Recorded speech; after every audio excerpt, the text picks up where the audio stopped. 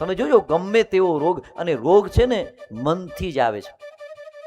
જે હંમેશા પ્રસન્ન ચિત્ત રહેતા હોય ને બધી અવસ્થામાં, જો એ માળી એમ કીધું મને, મણિમાએ હજી સુધીમાં એ કોઈ ગોળી લીધી જ નથી. હે ને, મણિમા માટે તાલી પાડો એકવાર.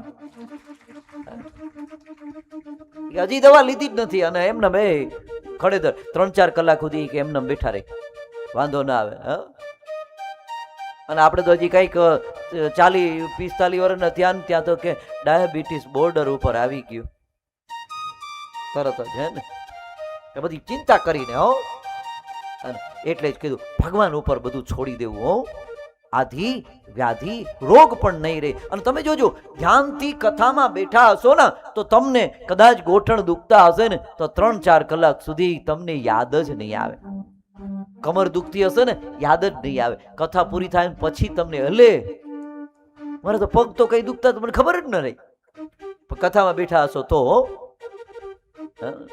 માથું દુખતું હતું તો ખબર જ નહીં પડે.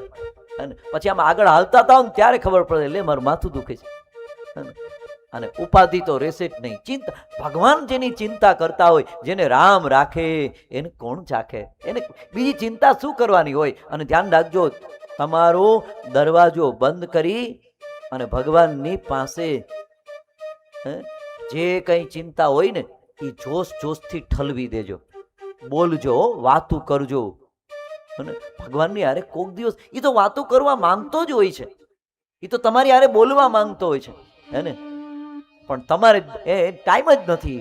પણ દરવાજો બંધ કરીને હવે પછીથી હો, તમારે કાંઈ કોઈ પણ દુઃખની વાત કરવી હોય ને તો સીધી ભગવાન પાસે જઈ અને ભગવાનને કહેજો કે મને અમારે આ તકલીફ છે. માણસને ન કહેતા, રાજી થશે માણસ તો સાંભળી, તમારી વાત સાંભળી અને માણસ રાજી થશે. હો, પણ ભગવાનને વાત કરશો ને, આહા, ભગવાન તમારું દુઃખ દૂર કરી દેશે. હો, આહા. અને એને કદાચ એવું લાગે ને તો 2 ઘડી ખીજાઈ લેજો.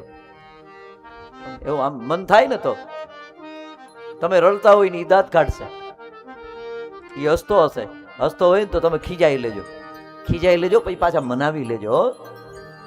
સાકર વાળું દૂધ ધરાવજો, અને જેટલા ભગવાનને ન જમાડતા હોય જમાડજો. જે બનાવ્યું હોય હો તમારું, ભલે શાક ને રોટલી, ભગવાન તો ભાવનાનો ભૂખો છે. હો, એને શાક ને રોટલી બનાવ્યું હોય ને. અને ધ્યાન રાખજો, રસોઈ બનાવતી વખતે, હે માતાઓ, હે બહેનો, રસોઈ બનાવતી વખતે ધોળ ગાજો, કીર્તન ગાજો. અરે યુટ્યુબમાં કથાને સાંભળજો. ઘણા બહેનો મને આવીને કહેતા હોય કે ભરતભાઈ, અમે જ્યારે પણ રસોઈ શરૂ કરીએ ને, અને અમે કપડાં સંકેલતા હોય, કંઈ પણ કામ કરતા હોય ને, તો યુટ્યુબમાં તમારી કથા ચાલુ કરી દે. એટલે અમે કથા સાંભળતા અમારું કામ થાય. હો, અને મનુષ્ય જન્મ વારે વારે ન મળે. ધ્યાન રાખજો, ચૂકી ન જતા.